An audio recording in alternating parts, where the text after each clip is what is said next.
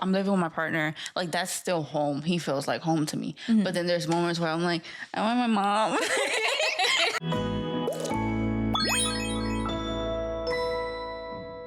Hello, and welcome back to this week's episode of Yip to My Yap. I'm still Erica Starr, and today I'm here with Maria. And today we're talking about the in-between phases of being an adult, moving out, still being young, trying to figure yourself out, and all that good life stuff. So let's just start off with setting the scene for me for what it was like when you first moved out and what that felt like for you emotionally. I mean, I was excited at first, for sure. I was like, oh, something new. I wanted to get out of my house. I wanted to just have my own space. I've always wanted my own space, and I wasn't going to have that until grad school. So I was excited for that piece. And then I got there, and literally the day I moved in, I was like, whoa. That's when it hit me, my mom saying goodbye to me. Oh, so emotional. But that's when it hit me, okay, now I'm really on my own. But yeah, I mean, it was exciting at first, but then even the first night, right? It's silent. Yeah. And I'm so used to my siblings just yapping away, just talking to me about anything. My parents just coming in to talk to me even before bed. We always talk before bed. And then that wasn't happening. And it was oh, this is weird. How old were you when you moved out? I was 20. Yeah. Because I turned 20. Yeah, I was 20. I was turning 21 over there. Yeah. What? Mm-hmm. Wait, you moved out sooner than I did. You're you're deeper in this. Whoa. Yeah. You're like an adult. Ew. Yeah. Yeah. No, because I remember even my first night, it was just me, my dog, and a mattress on the floor. My mom was like, you don't want to wait till you have a bed? I'm like, no. I want this. This is what I signed up for. Had no Wi-Fi. That was a whole other thing. I was waiting for the Wi-Fi people, and it was a whole thing back and forth with Verizon. It was a mess. Yeah. And just like you said, the silence. Even if I wasn't hearing somebody's voice, I was hearing somebody's TV, Yes. or even now, I moved to a quieter neighborhood. I was used to hearing sirens in the street. I was used to hearing a whole bunch of stuff. And I was like, whoa.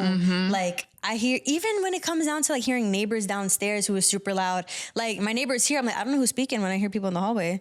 Is that somebody trying to come into my house? God. There were always fears of someone's going to break in. Yeah. It was, and I have all those locks and stuff that all those prevention locks that you put on the door and all that. I have all of those, and I put those on every night. And I just remember being oh shit. Cause when you live with family, it sounds stupid, but you have this thing of no matter what, I'm protected because someone else is gonna come in and you know, cover me in some way. And it's being a woman and living on your own. That's a whole other thing. And that always gets scary. And then you have paranoid fathers. And yeah, for sure. Just down your throat. Are you sure? Do you think this is smart? And then you got people who are just do you think you should be doing that at all? And it's Yeah, but I needed it. I thought about it a lot, but it was also very impulsive because undergrad, most of it was COVID. So it was I was never really on campus, never really saw people up until maybe my last year. And I was I just don't feel I was ready to get a big girl job. I just didn't feel it was enough. I don't know. I just needed more. So then I applied to grad school, and then that was also very impulsive. I accepted very impulsively, and I'm okay, that's it. I'm going to Albany. That's what? Yeah, it was yeah. So you moved because you went to grad school? Mm-hmm. Okay. And I could have went to grad school in the city. Yeah. But I was I need to get out. Or you could have even dormed. And I was I need to get out. But it's also because of where Albany is. For what I wanted to do, right? I figured I could work for the state or I could work for the city. There's more opportunities for that. And I already had that in mind going up there. So, and internships, a ton of internship opportunities too. So I was okay. Oh my screw it. It was just so impulsive. And looking back on it now, I'm just wow. Cause none of my friends were doing it. Everyone was just that's a whole other part of it too. And no one has moved out. And I mean, you moved out far. Yeah, that's I also, did. That 3 hours was kind of crazy. Yeah, but there's no calling somebody from home and getting a quick drive or just any little random thing that might come up. That's deep. That's not Brooklyn to the Bronx. That's far. Yeah. Yeah. But, you know, even moving out when your friends haven't moved out, it's always like, at least for me, there was like this disconnect of people not understanding like what I need, like emotionally, or even just like when you're speaking to me. Like, one thing I will say, like, I'll never forget who was there the day I moved out. Like the people who literally helped me move, even though I'm not even friends with, I think like 2 of them, but no matter what, it's like, that was a big thing for me. Yeah. And that was a hard thing. Obviously, like my mom was there, but like, you know, when it comes to people who are just willing to just hold heavy boxes. Literally. Yeah, because nobody talks about how, like, I've moved, I want to say 3 times in the time I've been in Albany, and like I'm now like this is the apartment we're gonna be in for a couple like years. But it's so annoying to move, like packing all of your stuff. Mm-hmm. And then, I mean, everybody always says to like hire movers, but Yeah. Who's paying for that? Yeah, me, I moved a few blocks away. So I was just like, come on, let's pack up the car. And we took it like in 3 trips. Oh my God, that's good. Yeah. But for me, like I lived out of my room. So like everything was in my room. And I had to hide that I was moving out from my grandmother because it was one of those like toxic grandmother situations. Like she would have bugged out if she knew sooner. And I believe in the evil eye and all that. And I feel like she would have like stopped it some way, like me leaving. So like I was sneaking around. I had a neighbor downstairs that every time they got Amazon packages, they would leave the boxes in front of their door. So I would just take the boxes and start throwing my stuff in it. And like, so all of my moving boxes, it was a mix of that. Cause I was like, I'm not paying for boxes. Yeah. You're gonna get boxes for free. I used to go to all the delis that knew me and I would ask them like for like their beer boxes. Cause like that, they always had a bunch of those. So I was moving out with Corona boxes. I was moving They're out like, where is she going? Yeah. Like these sweet, oddly shaped Amazon boxes. Like, why are all my clothes in this long, you know, rectangular box? Like, it was weird. But yeah, it was a secret move out. And then she found out like 2 days before. It was like a whole thing. Oh, wow.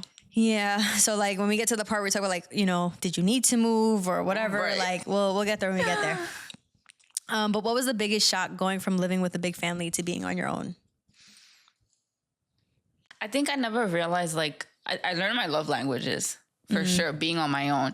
Because for me, it's definitely like spending time, like quality time. Mm-hmm. I can be on the phone with my parents and my family every night, but it doesn't feel the same as being with them in person. Mm-hmm. So that for me was really hard because I never realized like that was like something I needed. Because now every time I come back, I come like every 3 months basically. Mm-hmm. And every time I come back, I want to cry because I'm like, oh my God, like I really missed you guys. Yeah. And then like I'm in the city for more than 48 hours. I'm like, I want to go home. I was going to say, do you ever want to move back? But no, I miss my family for sure. Like I wish I could have them like next door to me, not with me next door. Yeah. But I think that's about it. Like it's expensive. Like I also like the silence of upstate New York, and it's like it's okay. Really? It's like yeah, it's here and there. It's not too bad up there, but I'm also very used to just like going to sleep to somebody blasting music outside, you know. So it's like it doesn't really affect me anymore. But I don't think I would move back. I don't know. Yeah, I don't know. Because then when I do come back and I'm walking around the city, I'm like, damn, like maybe I do miss it. Because there's always something to do. Like, you're always going to find something to do. Over there, if you want to go do something, I got to drive out 20 minutes to find an activity and everything closes at a certain time. It's like once... Yeah. Oh, my God, that's... Albany shuts down, that's it. It's like, okay. Right. Go to sleep. Yeah. And then, like, right now we have, like, a new mayor, and she's trying to, like... I think it's called, like, turn the lights back on is what she's calling it. Like, to bring more, like... She wants more restaurants to stay up, like, open late for adults to come in. You're trying to make Albany a tourist kind of thing. Yeah. Because, I mean, the Amtrak leaves you right there in like downtown Albany, and it's really nice. There's just nothing to do, and that's the problem. Like you have to drive out to go like do an activity. Yeah, and sometimes like we went to do like a pizza making class, and like that was so fun. But you have to really look for these things. Yeah, just like, and then they sell out quick. So it's so annoying, but. It's got its pros and cons. Yes, I think everything does though, because even here, right, it's beautiful. It's always something to do, and then I look at rent, and I'm like, no, thank you. It's interesting what you said though about like the love languages, because like I didn't realize how prevalent that is until like I was thinking about like what mine is. Mine is like acts of service, but at the same time, it's because I was doing everything at home. So like when someone can do things for me, it's like nice, thank you. Oh yes. I get that. No, because I'm an older sister. Mm-hmm. So that already, like, everything just kind of fell on me. But it's like, I also never let anybody else do anything for me. Mm-hmm. So, like, getting into a relationship and having somebody do, like, acts of service. And at first it's like, what are you doing? But then it's like, oh, it's kind of nice. I don't have to deal with this. Yeah. Like, being able to just relax for once. Yeah. And it's like, it sucks because, like, someone has to force you to not do anything. Like, can you just sit there? I'm going to do the dishes. I'm like, yeah, but what if you don't do it the way that I do it? Right. It's so bad. Like, what do you mean you're going to sweep my living room? Like, do you know about that one corner that gets, like, a lot of dust? Like, you don't know. Like, just let me fucking do it. And it's like, you know what? I'm going to let you be. Yeah. Just whatever. It's a fine. learning process, though. Like, I think I've been living with my partner. We're about to make a year living together. But I'm still learning to just let him do things. Because I'm just like, I think I'm just a control freak too. Yeah, but I think that's just being a woman. Yeah. It's so hard. Because, like, it's a popular thing to be like, oh, you know, it's whatever the girl wants, whatever the wife wants, whatever the girlfriend wants, whatever. Yeah. Because it's like, we like things in a particular way, and men seem to not care about any kind of way. They just care about maintaining wwhatever is. So it's like, yeah, but I don't want to if the living room's not the color that I want it and the couch isn't in the spot that I want it. Like all that I, like, you know, I'm okay with leaving up to a guy is like the size of the TV. You know, it's such a guy thing. Yeah, like you figure it out. You could deal with that. Putting up shelves, putting up like curtain rods, you know, like. It's a man job. Yeah, that kind of stuff. It's like, you could do that. Yeah. But when it comes to cleaning, it's like, you don't clean how I clean. And even then, I know my mom's probably going to watch this and be like, bitch, you don't clean. Because she literally has OCD, so it's different. But, you know, I don't trust how people clean. Ever. Yeah, I get that. Ugh. So when you move somewhere new, what's harder, the loneliness or the responsibility? I'm going to say the loneliness. And that thing, that's like personally, because like responsibilities, like I'm just used to just having. And like, I think I'm also just very disciplined that I know it has to get done. I'm going to do it even, no matter what. Like I could be exhausted. Like when I host, for example, I'm not going to bed until everything's cleaned up. Yeah. Which is really bad because I could be like, it could be 4 a.m. and I'm still cleaning. Like I won't go to bed. Like, yeah.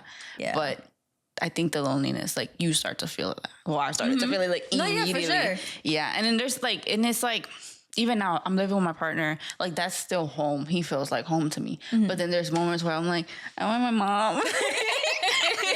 Like, I miss my mom. But even things like that. And then, like, I come home and then, like, I see my siblings. And then I'm just like, they're telling me about what they're up to. And I'm just like, I didn't know that. Why didn't nobody tell me that? And it's like, oh my God, like, did you guys forget about me? But it's like, no, like, you know, life goes on with or without me. So, but I think it's definitely just the loneliness. Yeah, for sure. The loneliness. I remember having like my first real breakup while living on my own. And I was like, oh, like, I can't just bust into my aunt's room and be like, what are you doing? What are you watching? Or whatever. Or even then, like, it would have been nice to have my grandmother yell at me because I'm like, okay, at least I could be mad at you and not this man, you know? Like, stuff like that even. And just like you said, like the responsibilities, like we knew we have bills to pay and that clothes need to be cleaned, rooms need to be cleaned, everything needs to get washed, like whatever, like that's going to get done. We have no choice but for that to get done. The world's going to keep spinning. But it's like, I'm still sad while doing all those things. Like that's the part that is just like no matter what, I'll be doing my job. I'm going to be going to work. Like all that stuff is going to keep happening. Like the responsibility part isn't tough. One thing though that I didn't know yet, because like when I was living back at home, I was saving money as if I had the bills. So like I was all the way stacked up when it came to savings. But then it's like you move out and then you actually have to spend the money. And it's like, it was all cute when you were keeping the money. Like, okay, hypothetically, I can pay this. That is very nice to know. I feel safe. Yep. And then it's like, oh, but like when you live on your own, like that money is leaving every fucking time. Yep. Every time you get paid, you end up with $0 the same day because you're paying off cards, you're paying your bills. Everything. And then that little bit of cash you leave, at least for me, it's like, it's going to like my laundry card, like all the random little tedious things.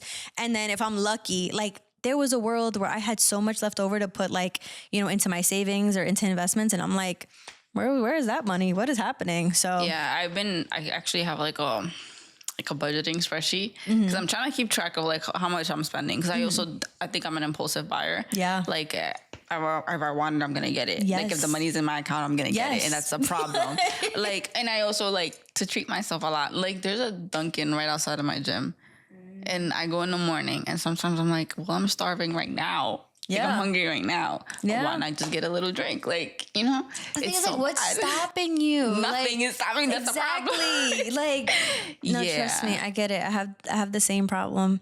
And like, you know, just even the ads on Instagram. Oh my God, it's so bad. Like, you know, cute Nike bags. Like the Nike bag I had before, the one I have right now, the blue one, like that was just an ad on Instagram. And I was like, oh my God, it's so cute. And then boom, it was at my door and I was like, yay, amazing. And I've said this before on the pod, like the way I deal with that kind of stuff is like, bitch, you just got to make more money. Like, it's not like I want this life and I'm just going to keep, you know, just... Yeah. And it's interesting because this, like, I was talking to a friend earlier because she's looking to move in with her partner. I think they applied for an apartment out in like Jersey though. And Jersey's pretty expensive too. I've been hearing that recently. Yeah. I think maybe it depends what part, because I think they're still trying to be close to like the city so she can still work here. But she said something of like, you have to learn to live like at your means, and not above it. She's like, we've been living above our means, but that's because we're living with our parents. Like, they're not really worried about bills yet. And I'm like, that's a good point.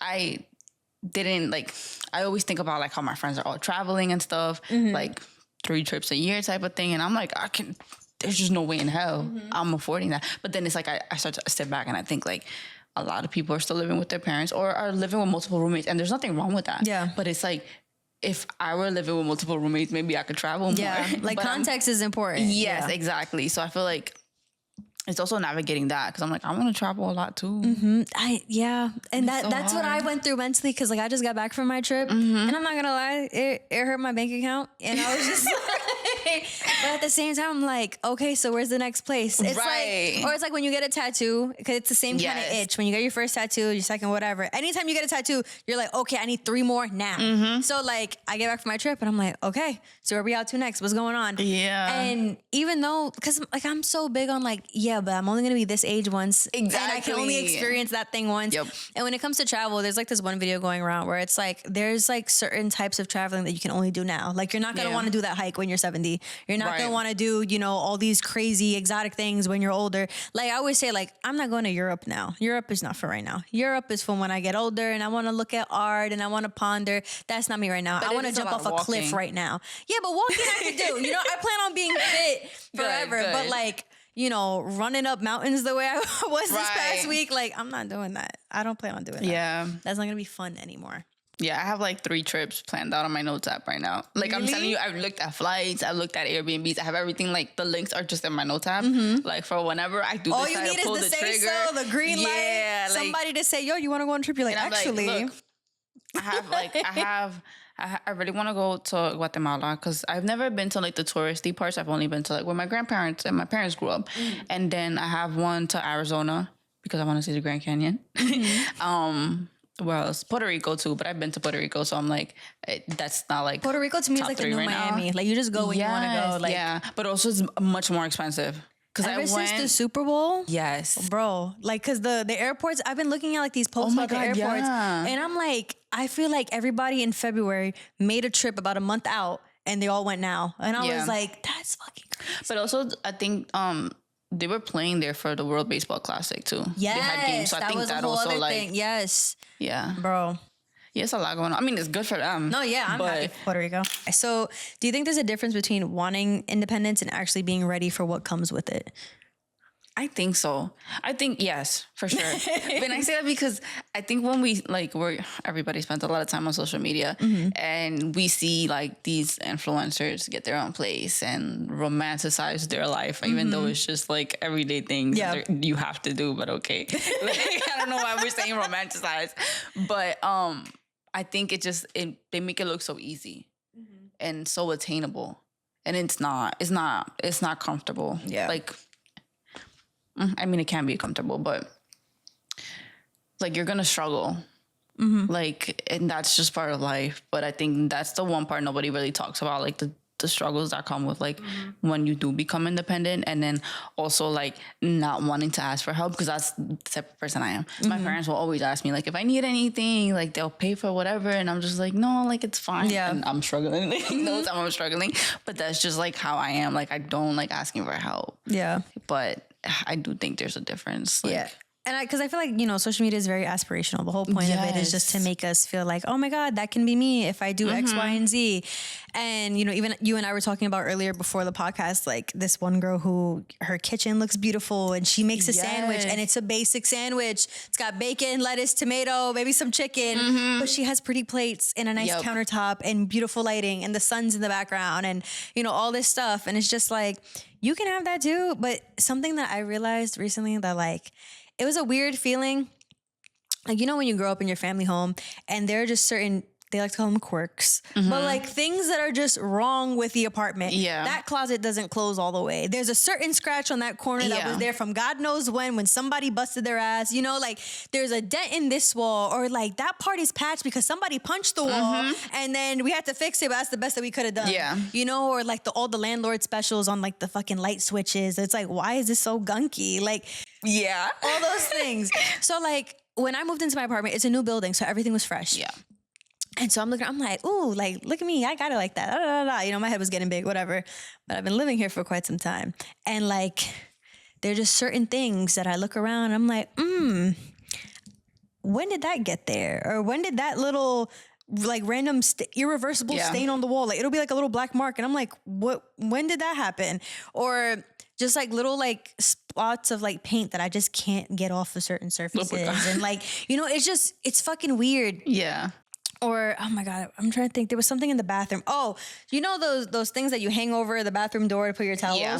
So when I first got mine, I wasn't thinking about it, but like, it's the way that the right angles on the metal is, it scrapes against the top of the door frame. Oh, yeah. So every time you open and close, it scrapes. So I have like this disgusting mark from the metal, and I just had to accept it because I'm like, one, I'm not going to get the white paint that matches this building. They're never going to tell me what the actual shit is. They probably don't know. And I'm like, no one looks up that often. It's just me looking up because I'm little. I was like, no one's going to see it, but I just had to accept it. And then I think back to like when I was living at home and all those little things I considered like made the apartment ugly or that I was like scared of people seeing. I'm like, bro, this place is just lived in. That's all that it is. It has character. Like I hate using that word though. Yeah, that's what it is. Because I get that too. Like even when I go home, when I come home, like I'm just looking at the apartment. I'm like, damn, like mine has nothing like this. It looks nothing like this. It's also like I think it's a fairly new build. I don't know. I mean, it looked brand new when we moved in, but there's like nothing. Like the only thing we do have, there's like a corner. I don't know why my dog started chewing on the corner of the wall, and that's the only corner he's ever chewed on. Did it once, and now not there's to just be morbid, like, but you know that's the part that like after your dog passes away and you see a little corner, and you're like, I'm gonna like cut it off when I leave. Yes. Yeah, but it's like things like that. Like that's all we got. There's nothing else. Like I don't know. Yeah, it's just living in the home. I don't know, because I was thinking about like I said back then, I'd be so like, ugh, like don't look over there, and it's like no, it's fine. Yeah, I think it's like also as we get older, we kind of like just like get over it. Yeah, it's like grow up. Yeah. So what did you think moving out would be like versus what it is? Definitely like what they make it seem like on social media. Like it was gonna be this aesthetically like pleasing thing, and no, like until this day our apartment is still coming together. It doesn't like, I mean it's our place, but it's still like things that I want to like add to it. Like my Pinterest board just continues to grow. But I mean other than that, like I think that we don't understand how much furniture costs. I think that was like one of the biggest shocks. Yes. Like, why is that lamp $300? It's so pretty. I would love that lamp, but why is it $300? It was so hard. We bought, we had like it's not like we wanted 3 high chairs for the living room. It took us like months to find like a set of 3 because we kept going to TJ Maxx. TJ Maxx always has like, for some reason, just has like high chairs, like a bunch of them. But we kept finding 2. And I'm like, no, we need 3 to fill up the space. And I think we spent months, but also going to multiple stores. And then they ended up being like $120 each, which is like kind of like ridiculous for chairs. Yeah. But I guess you got to do it. And even now, like I want to buy a new couch. Couches are expensive. They're very expensive. But my job, like they actually like give us a discount with like Raymer and Flanagan. Oh, I just gotta call them though. But I mean, the discount, even with the discount, is still gonna be extremely expensive. Yeah. Like, and it doesn't help that we grew up with like Hannah Montana rooms and iCarly rooms. Yeah, yeah. Like all the quirky, cute stuff, crazy expensive. And now everybody's like thrifting stuff. Like I feel like more than ever now you see like how to make and it's like the mirror with like the fake fog on it. Or how to make like the Microsoft like paint mirror, or how to put disco tiles all over your door. Yeah, like, which is cool, stuff. But is it allowed? But then you start getting the character part. And it's like that DIY is going to look like a DIY in about a year. Or like those stained glass windows. That's the only one that I'm like, okay, that one holds up. Yeah. But like, it's scary because if you're not artsy by any means, or if you don't have it in you to, you know, finagle something like that, it's going to look like trash. Yeah. I know a girl who, I think she thrifted the chairs and she like spray painted them, and you literally would have never known. I was complimenting the chairs because I thought they were super cute. I was like, where did you get them from? And she's like, no, like she did it herself. And I was like, I wish I could be that like creative, like to see something and be like, I'm going to do this to it. And then it actually execute.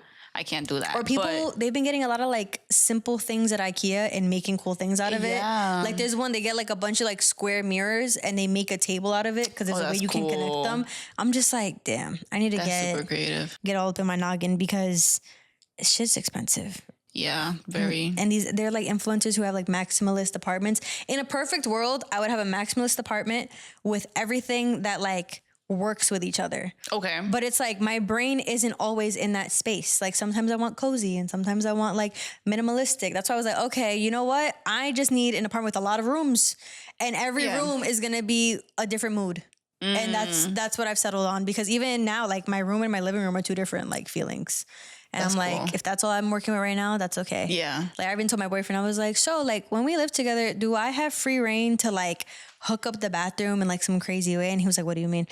I sent it. There's this one girl, she like made everything pink, but it works. It didn't look tacky. It was like, it was cute. It almost looked like, cause I think about it, like, you know, like you go to a bar, you go to a restaurant, you go to a club and they got a nice bathroom. Yeah. What if that bathroom was mine? You know, like, so I was like, I want to do something like crazy, probably with like yellows and blues. And he was like, yeah, go fucking crazy. If that makes you happy. I was like, say less. I was like, okay. That's good. Yeah. Like, I think even since I was younger, like I've always just want to like paint all my walls. That's my biggest thing. Like, I just want to paint all the walls. Or like, there's this one girl, she paints little characters all throughout her apartment. So like, she'll have like the container that holds like your ladles and your tongs and all that, but behind it there's like, she drew a little mouse hole and a little mouse walking into it, like walking away with a strawberry. Yeah, I was cute. Like, that's the whimsy I'm talking about. So I want that. All I have right now is like, you know, the little Smeeskies. Yes. Okay, so I have them all over my house. Well, I want to get more because also they're like $12 each. But I have one in the bathroom right now that like it's over the mirror and it's like peeking at you. See, but that's cute. I want really cute. Like things like that. But it's also like you mentioned something about like being a minimalist or a maximalist. Like that's also another thing, because I grew up in a 1-bedroom apartment with. Is 6 of us? Yeah, 6 of us. 6 of us in a 1-bedroom. So very tight. Yeah. So now it's like, I always felt like there was just so much going on in terms of like, because we had a lot of stuff. Obviously 6 people in a 1-bedroom.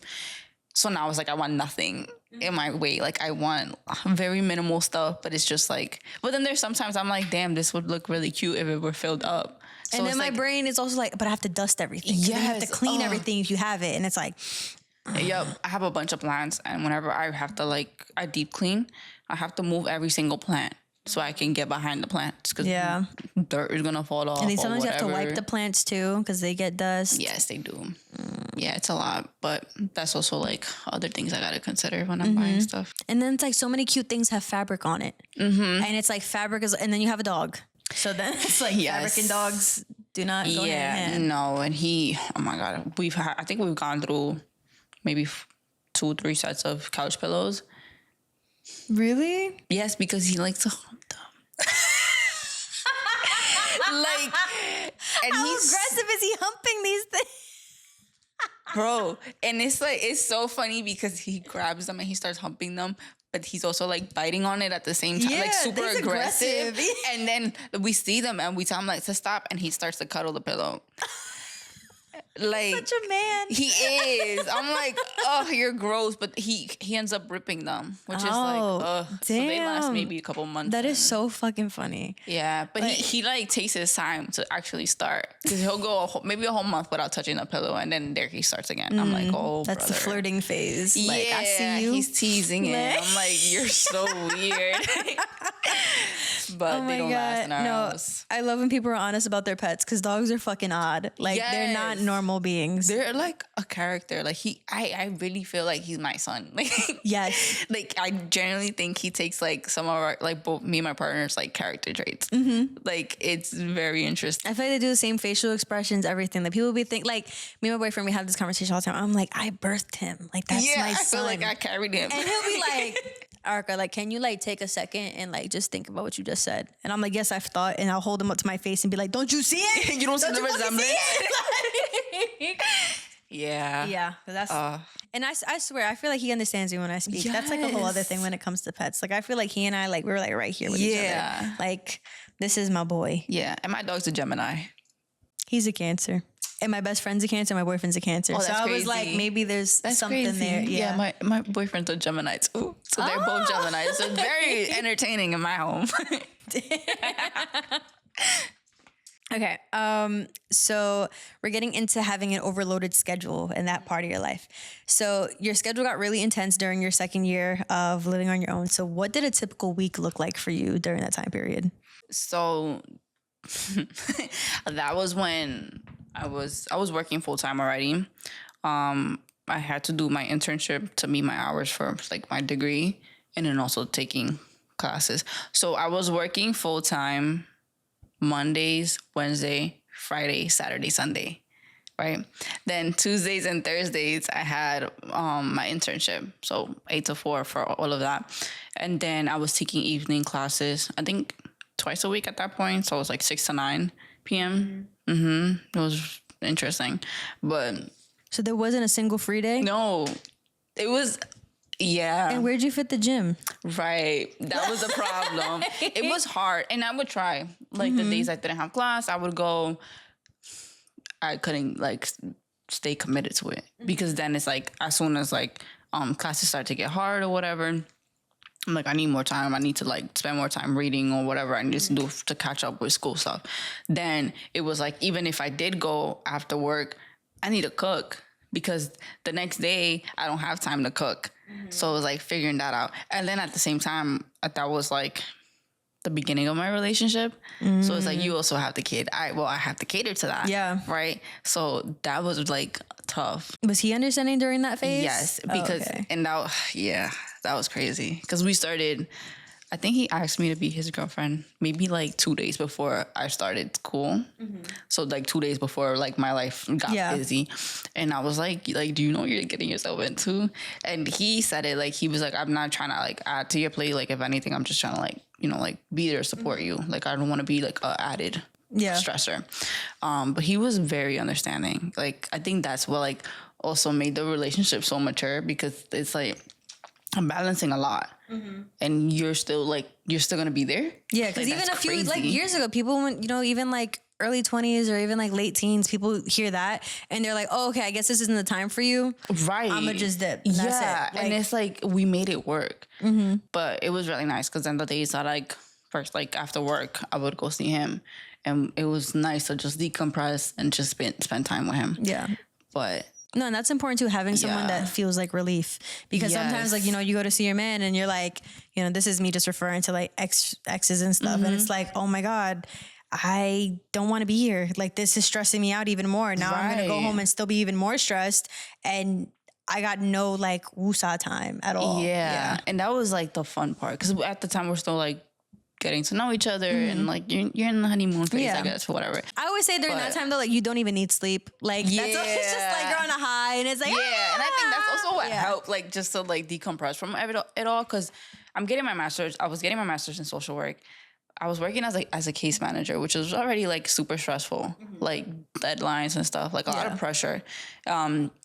My other job, I was working with like youth who were looking for residential placements, but a lot of them were like medically complex and had mental health concerns. So a lot of places were like rejecting them, and just like reading through a lot of cases full of like trauma and stuff. So it was a lot to be taking in for 7 days a week. Yeah. But it was always nice to be able to come home to somebody, not have to talk about work if I didn't want to, and just like, just relax. Yeah. That was nice. And I think that's also like why at one point I literally wasn't going to the gym, because I was like, I didn't feel like I needed it, because the gym was always for me. Like, but I was like, I'm good right now. But also I couldn't be consistent, and I hate when I can't be consistent at the gym. That was my battle. Yeah. Like, and then it wasn't until like, I graduated in May, and now this has been the most consistent I've been since I was in school. Yeah. Which is crazy. Yeah. Because I always say, for me, like my rule of thumb is like, I know that I'm doing okay, or at least the best I can in life, for as long as I'm consistent at the gym. Like that is my thing. As soon as I start slacking at the gym, I'm like, fuck, what's next? Like that's like the highest tier, where it's like, okay, for as long as I'm keeping up with that, it means that there is some kind of emotional regulation when it comes to friends, family, relationships, like something's working, because I can still focus at the gym. If things are so out of whack that I'm like, yeah, I'm not making it to the gym, whether it be like I'm not getting enough sleep because I'm stressed about this other thing, or I'm not eating enough because when I have anxiety, I don't eat, I don't eat well. And like all this stuff, it's like, for as long as I can go to the gym, everything else is at least in some kind of consistent state. So I'm like, I'm okay. Yeah, that's definitely a good way to put it. Because if I was going to the gym, then that was me sacrificing making dinner or going to bed at a good time. Yeah. Because that's another thing, right? If I'm getting 6 hours of sleep or less, and then just going and still working on doing everything else, what am I doing it for? Yeah, the working out isn't even doing anything. Yeah, it's useless, and now I'm tired all the time. So then when your life gets that stressful, what's the first thing to go? Is it sleep, social life, mental health, or I guess working out? I think my social life. I think I sacrificed my social life for sure, like during that time. But it was also like fine, because I think being like in Albany, I think a lot of the friendships I made and that I'm still friends with were from school or work. Like the job I had at the time, like I got really close with people. So I felt like I was getting my social life there, but I wasn't really going out, wasn't really like doing anything. Like there was just no time for it. Yeah. Or if I did, I know I'm going to be tired the next day and going to have to suck it up. And and it's like, that's not fun. Yeah, I think for me, social life is also the first thing to go. Like I talk about friends as much as I do. I'm like, oh, it's important for blah, blah, blah with your friends. But at the same time, it's like, if you are my friend, then to just like chill out. I can't see you for, however much time or whatever. Cause it's like, I know I talk a whole lot of stuff about like, be there for your friends and show up and blah, blah. And it's true. It's all that stuff is still true. But I'm just as honest and just as real when it comes to like, listen, you've noticed I've been bitching about the same 3 things for the past week. I think it's about time that I like, take a second. Like, I love you. You know that. Yeah. If you're my friend, you're going to still love me a week from now after I've handled all my shit. Like, just I feel that's the best way to put it. Cause it's like, I have friend groups and I have individual friends. And you're on my close friends on Instagram. I feel like I make it very known where I'm like, all right, I am halting all life for the next 3 weeks, and I'll cite whatever thing I have coming up, whether it be a vacation or like a big opportunity or something that needs my focus. And I'm like, please only message with concerns if they are urgent. It's like a fucking work away message. Yeah, like, the at office message. Yeah, I'm just like, no, I'm not here right now. Oh yeah, no, because even like I took my licensure exam when was it? End of January. But even prepping for that, like I was so stressed, and I kept telling everybody like I'm like anxious about taking this exam, but I'm also not putting in like the necessary effort for it. But I also kept postponing that. But it was also like everyone knew that this was coming up and that this was important to me, because I also said that I was only taking this exam once, and if I failed, I was gonna let it go. I was not gonna do it again. Yeah. But I passed, and like everybody was so happy for me, and I'm like, to me it was just like a relief. I have like no sense of achievement. I was like, thank God that's out the way. But everyone knew like I needed to like focus. I needed this. Yeah. But but it's funny you say it too, where it's like there was no sense of relief. You just had to get it done. Because I feel like when you are disciplined and when you're like doing the adult thing, it's like there is an end goal of some sort, but the end goal is just financial freedom, being calm, not having to worry about, all the things we worry about on a regular basis, whether it be cooking or having time or having money or, getting laid off, like all the things that people like freak out about. And it's like, that's the only goal you have in mind. Like all the little steps to get there, like, of course they're great and they're all part of the process. And I know I sound contradicting because I have my days where I'm like, it's the little moments and it's the little wins. But at the same time, it's like, if you get stuck in those little wins for too long, like you're not gonna get anywhere. Yeah. You gotta know what the next thing is, because some people, they get caught up in the little wins. They think they're big shit, and it goes downhill from there. Right. Yeah. So. Because even like getting my licensure, I didn't need it. Like my concentration, and I got my master's in social work, but it was in macro social work. So more so like policy work, for example, or community organizing. With my license, I can provide therapy. I can give therapy services, which is a good safety net. Yeah. But not like 100% what I want to do. Like I don't see myself doing that for the rest of my life. Like I would do it as like a side thing. It's more a matter of just covering all your bases, just to make sure you're good. Exactly. Yeah. Like I want to, I don't know, there's so much I want to do too. But that's like one of those things. Like I was just like, if I fail, then it's not for me. Like it's fine. But I also put in a lot of like work studying. Like I think I spent in July last year, I spent a good amount of time just studying like every day. And then I stopped because I was like, what am I doing this for? So then I was just like, oh, a question a day, and then kind of kept it like that. But I'm glad I got it, because the opportunities that opened up with that, I was like, wow. No, you never know if down the line something comes up and that's the one thing that you needed, then you probably wouldn't have. And you're like, hold on, I do have that. Thank you very much.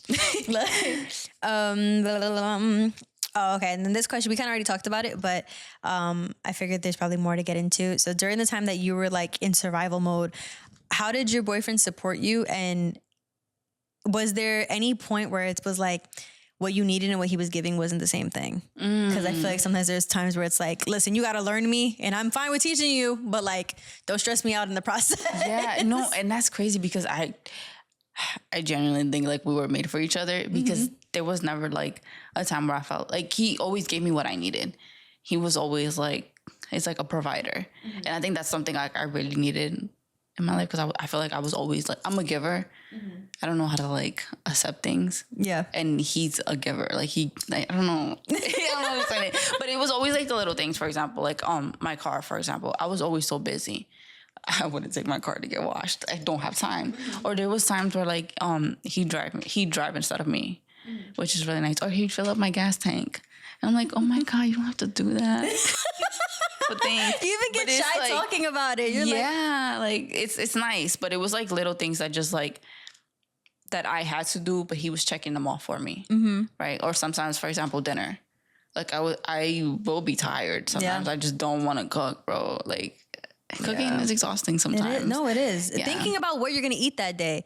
Bro, I'd be stressed. I'd be so stressed, because I'm like, okay, I defrosted what I'm going to eat for lunch. But now I'm like, I don't know what I'm going to want at 9 p.m. when I eat. Yeah. And sometimes it'll switch. So I'll defrost a steak, and then I get home from the gym and I'm like, I wanted chicken. Right. And I'm like, now I'm upset eating this steak. And I'm like, come on. It doesn't hit anymore. No, there's no love when making it. I'm a firm believer that you could taste when there's love in the meal. Yeah, you can. I feel like you really can. And I'm just like, this fucking stupid steak.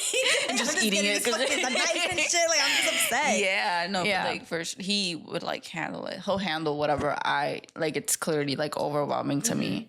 Like even now, because we have our dog together. Like there's times where I'm just like, in the morning, I always walk him in the morning because I'm the first one to wake up. But there's weekends, like let's say I went out the night before and I'm like just not waking up in the morning. He'll handle it. So it's like, it's nice. Things like that. Or even like the dishes after I cook, he'll do it. And I'm like, oh my God, thank you. Sometimes it's like simple little things. Because like when my boyfriend comes over, I don't change a single baby pad for my dog.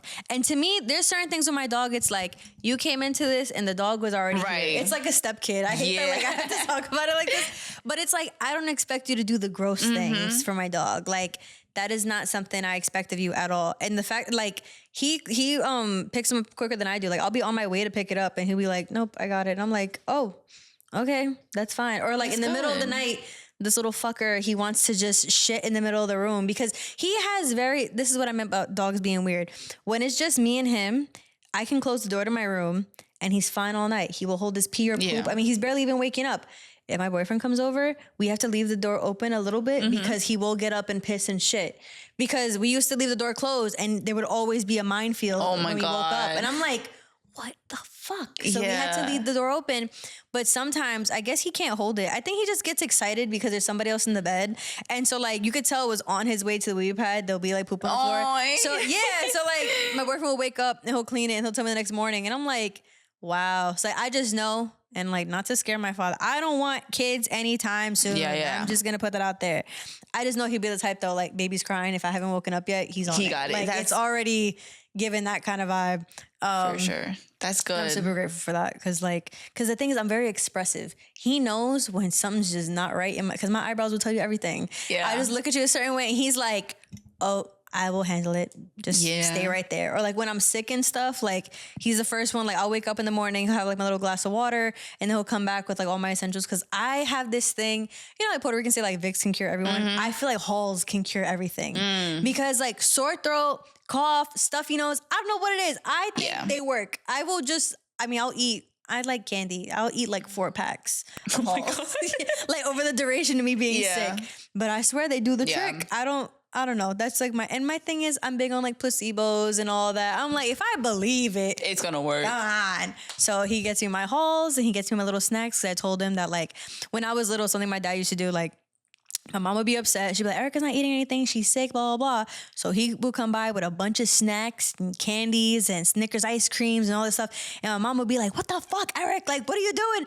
And then I'll be excited and I'll eat it. And he'd be like, she's eating though, right? She wasn't eating anything before and now she's eating. So, so like now my boyfriend, like he'll bring me all my snacks and be like, here, like, like little stuff like that. I'm just like, that's nice. Like he listens. 'Cause I talk a lot. Yes. I talk a lot to him about just like how my parents do the most for me. Even like for Christmas, when it comes to gifts and stuff, like he tries to gift me in the way that they gift me. 'Cause like they OD and I love that. I am not telling you guys to stop.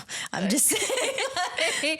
But like he picks up on all the ways that like I've learned to be loved growing up. Yeah. And even if like, sometimes like, I mean, we're still, in our 20 somethings, like we're not balling like that. Like it's okay. You don't have to do the most, but he does the most every time. Yeah. So it's like, it's little stuff like that where I'm like, you make life just a little bit easier. Yes. And I think that's what you want in a partner. Like your partner should not be making your life any more difficult. Life is already hard. Like we're already navigating so many things, and I just want to feel that peace when I'm at home. Yeah. So. Yeah. We love you guys. And now to identity and interests as an adult. So you've mentioned to me that you've been wanting to explore different interests like social media, coaching, personal training, crafting, all that, all the works. Why do you think people feel pressured to pick just one, especially at this point in our lives? Right now, and I think I'm doing it, or I did it too, but I think we just want like stable income. Yeah. And I think we just don't have, like, you have to put in the work to get to a point where you are making a good amount of money, or at least enough to be comfortable and pay your bills, right? And then everything else kind of comes after, which sucks. That's like, I hate that, because I've always said I wanted to get into personal training. I've been one of those too. Yeah. I always say it's going to be a side quest. Oh, and that it's going to be like this extra point in my life that like, I'll just study really, because it's like my whole thing with personal training, it's like people say like it's super easy, and I'm sure to some degree it is, but it's like, I also don't feel comfortable charging you if I'm not specialized in a certain type of thing. And like, I'm going to be the type where it's like, I don't want to train someone who didn't go down the same path I did. So I'm going to be all for like the skinny to thick girls. Like I'm not the best at, someone whose focus is fat loss, because I'm like, that's never been my goal. Like that's just not it. Yep. And if I want to try to go further into it, because then there's the whole other thing where people are like, personal trainers don't get paid a lot. And it's like, okay, so like, am I going to be like an online personality who's also a personal trainer? Like, how am I going to make all that stuff work? So then when I start thinking that far, I'm like, that's going to be for later. I'm not doing that right now. That's too expensive, too much time, all this stuff. Like there's too many things I can't afford to like mess around with at this point in my life.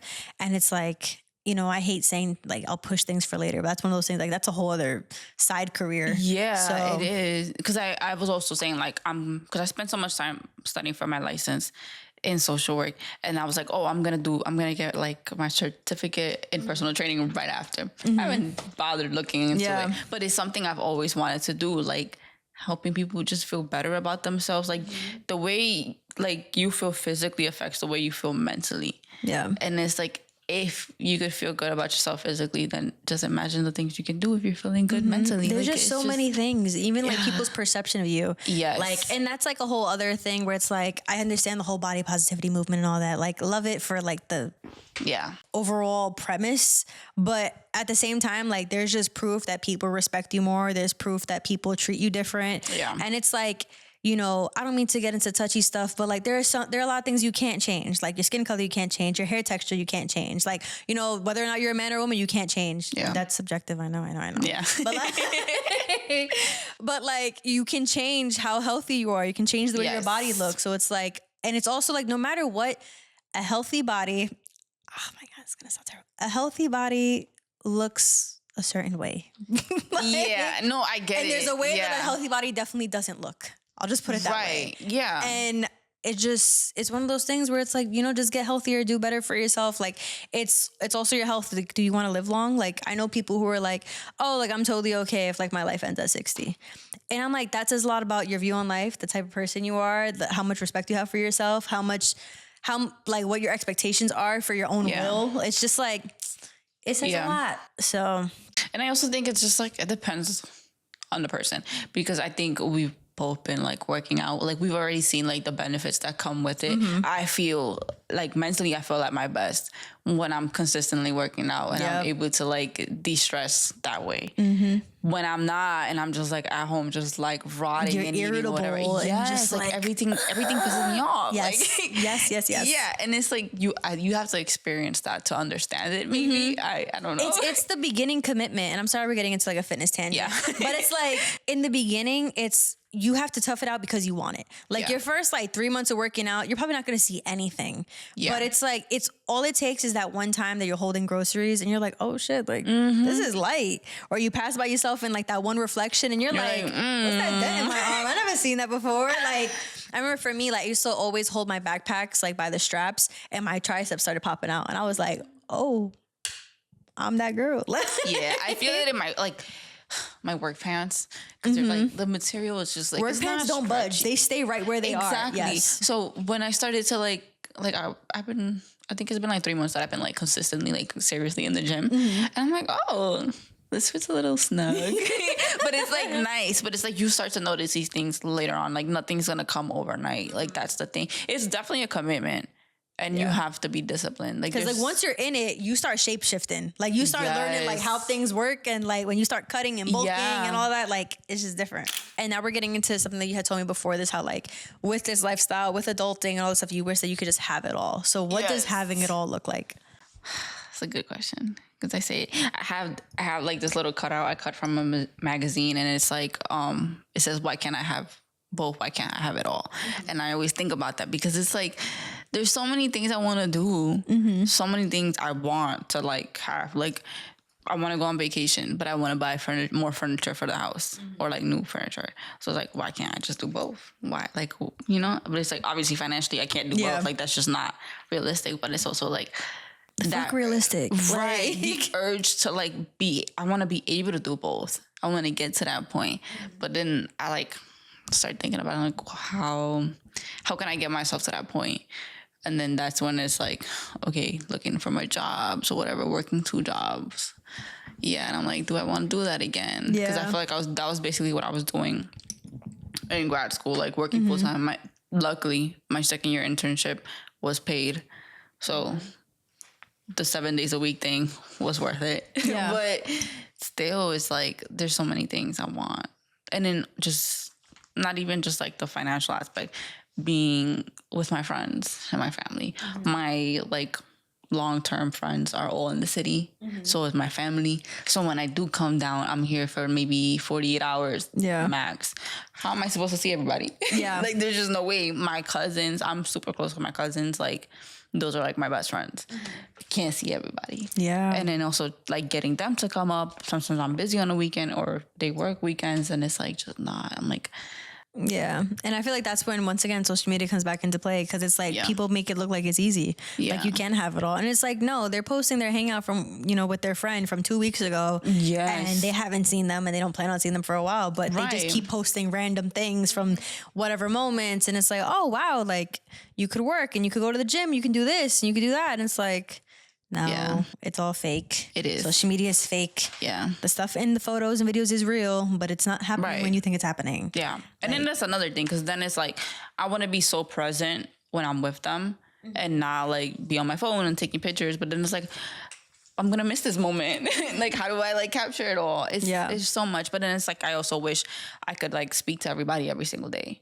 There's just not enough time in the day. Like it's just not possible. And also just like my job is to talk to people all day. Yeah. Eventually by the there's time burnout. I get Your social battery's just dead. Yeah, by the time I get home, like sometimes we walk our dog and we're in silence just walking. But it's like, it's just him. But like sometimes that's just like, that's what I need. Yeah, I feel like the root of all like young adult problems or just adult problems period is always time. Like that's the big, there's just never enough time. There's so many things that need to get done. And I saw this thing, it was like, you know, when you're like the 3 things that always fluctuate as you get older, like through your life. Like as a kid, you have all the time, all the energy and no money. And then as like a teen, I think you have all the, no, that's still all the time, all the energy and no money. As an adult, you have the money. No time, all the money, and you have the energy. And that one's like subjective. Sometimes it's energy. But then, and then when you're really old, you have no energy, all the time, and you have the money. Yeah. Yeah. I think I said that right. I'm pretty sure I said, if not, interchange the middle one. Yeah. That one was either or. But it's like, and it sucks because it's like, why can't we have all 3? Once again, why can't we have it all? And because we haven't experienced what it's like to be like super old and gray and all that, all we have to refer to is our teens and our childhood. Yeah. When it comes to like what things could have been. Because bro, like when I tell you through my teens, I feel like I was always in the city and I was always walking and I was always in the sun. I was always looking at a pretty sunset. I was always finding something. I was just walking through the city and like, you know, it's New York. Like you're running into something, you end up in a pop-up or you find something online. Like there was this thing called like Museum of Feelings that was popular at some point. And like I stood on a line for hours, never able to get in, but it's a memory I have now, you know, like I wouldn't do that now. I'm like, why would I go to something if there's like a big chance I can't even make it in? Like for what? Like I have work to do. I have to go to the gym. I have to work out. I got to do whatever. And I'm just like, fuck, like where's my whimsy? Where did it go? Right. Yeah. Like that. I think that's a big part of it too. Like I just like you have to sacrifice one thing for the other too. Because me coming down to see my family, see my friends, now I'm not working out or sticking to my little like weekend routine. Or like whatever diet or yeah, because I definitely get thrown out the window. Yeah. Like, being in the city. But it's also like I'm trying to enjoy being like present, being with my family because I get it every 3 months. You only get like 4 doses a year. It's like literally, it's hard. Like that's tough.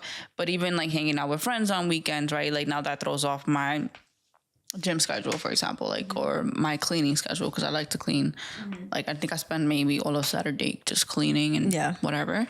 But that throws that off. Like it's just like everything comes at the expense of another thing. But then like that's okay. Like I guess that's part of it, and just being okay with it. Because I think being so disciplined, I get like so caught up in that, like but damn, I needing could the be doing structure. that. But then you look at it like if someone really told you like, okay, but what happens if you don't do that? And then you're like trying to find an answer. You're like, nothing happens. It's okay. Like it's hard. Yeah. But I think it's like learning to like allow yourself to enjoy these things and just. I think that was the hard part. Because the amount of times like I've gone out and thought about like my messy living room that I have to come home to. And it's like, girl, but you still went out and like you still had time to go out. And no matter what, the living room's going to get messy again. And the kitchen's going to get messy again. And I feel like that's what I had to accept. Where it was just like, the world's going to keep spinning. Like those same things that you have to do, you're going to have to do them again. And it's like, I always have the argument to people because like I'm the type of person I make my bed as soon as I wake up. And there's some people who are like, yeah, but you're just gonna get in the bed again. And it's like, yeah, but there's time in between that like I want it nice so that I'm getting into a nice bed. And that's how I deal with life. Where it's like I want everything on a reset level so that when I get in the whatever to fuck it up, like it's okay because we're starting at 0. But if everything's already messed up, and then I get into it and I'm like my little tornado of a person. I want to get ready. Yeah. Like getting ready in a room that you got ready in yesterday and nothing had like, it was never cleaned up. You still have all the 5 outfits that you tried on yesterday on the floor. And then you have your makeup out. And like, what if your blush falls and it gets all over these clean clothes? Right. Like it's just a fucking mess and you don't want to deal with that. But sometimes that's the cost of like having a really crazy weekend. Like, you know how many summers I've had where like, I'll have crazy weekends where I'm like, okay, going to the gym, heading back out, gonna do whatever. And I'm gonna head home, snuggle with my dog, because obviously my dog needs some time. Yeah. And then take my dog to the dog park in the morning. And I feel like Well, honestly, like a mother in her early 20s, that's what my mom was doing. She was going out to the club and she was taking me to the park in the morning. And it's like just back and forth, back and forth, back and forth. And then I host a barbecue and I do all this stuff. And then Monday comes and you're like, fuck, like I have to go to work, but everything is messy. And now mentally, I'm not where I usually am on a Monday morning. Yeah. But it's like, that's the price you pay to have a life and to have all the things that you've been working so hard for. Yeah. Cause if like if you don't have, if you can't have that, like what are you working for? Right. Exactly. Like then what is all the money for? Yeah. Or well, the few extra that. Yeah. The few extra that you got. But like, what's it for if you're just like saving and not enjoying life, you know? Like I think that's one thing like we have to like accept, like it's okay. Just enjoy life. Yeah. And then this next question, I feel like I already answered it, but if you have anything more to add, does that balance actually exist or are we always And that was literally, I was thinking that when you were saying it. I was like, I think we're always looking for balance and it's like, it's never going to be 50-50 and that's fine. Yeah. And that took me, I'm saying it like I've known this. No, that took me forever to accept like, it's okay. Like life, it's just life, you know? And it's also subjective to the person because it also depends on what you value. I feel like we value a lot of separate things. Yeah. And that's why it's hard for us because I feel like I'm just listening to you talk and I'm like, yep, I'm right here with you. Yeah. Because like I know people even at work who like I'll chat with them and they'll say something about like me being free for something. I'm like, oh, like, no, I'm not free. Like, what are you doing? I'm like, oh, I'm going to the gym. They're like, that counts as not being free. I'm like, yeah, I have to go to the gym. And they're like, oh, like I don't work out. I just do like this dance workout class like here and there or whatever. Like, and then they start thinking about their own life. They're like, oh, like outside of work, all I really do is hang out with my friends. And I'm like, that must be nice. Yeah. That must be nice. And I'm not even saying it to be like sarcastic or anything, but it's like you are satisfied with that. Right. And exactly. that's the whole thing. It's like, if that's what equals a happy life for you, like I'm not going to knock that. Like it's not even ignorance is bliss. It's just a different lifestyle. Yeah. And being okay with that. Because someone who's like an insane bodybuilder who works out every single day and has to hit a certain cardio goal and like hits the gym twice a day even sometimes and still manages to go to work and does all these things, looks at me and it's like, oh, like you're happy with doing your, 6 days a week and only going once a day for the days that you go. And they see it as like, wow, you're not doing shit and you're happy with that. Exactly. It's everybody's like, their idea of balance is different, but it's also like, it's just never going to be perfect. Like, and I think when we're striving for perfection, then those moments where things just don't work out, hurt. Like it's frustrating to accept. Cause you're like, I worked so hard to keep all of this on track. And it's like, what did I do wrong? And it's like, bro, like it rained today. Like what can you do? So now that we're at the final bit of the podcast, do you have any last words for anyone who might be in the position you were in before moving out or just who has like a super overloaded schedule? Yeah. Anything within the realm of anything we talked about? Yeah. And I say this all the time. I went to do an alumni panel at my high school and this was one of the things I said. It was like, get comfortable with being uncomfortable because that is the only way you're going to take risks. And it's okay to struggle. Like you're going to learn from it. You're going to grow from it. And great things will come, right? Like, I hope. Like it works for me. It's working out pretty okay. So thank you for watching. Thank you for listening. Please like, comment, and subscribe and give 5 stars if your listening platform allows you to do so. You can find me on Missing the Sunset 13 on TikTok now. I be on live and I'm a little bit more unfiltered than I am on here, or as much as TikTok allows me to be because we all know how that goes. You can also find me at Missing the Sunset on Instagram. Where I do content now, and I haven't been comfortable enough to say that on this podcast because I was a little embarrassed of myself, but I'm not anymore. So yeah, find me there. Follow the podcast on Instagram and all social media platforms because I'm everywhere you listen to podcasts and Instagram. And I think that is finally everything. Thank you guys for watching once again. I love you guys, and I will see you next week. Bye.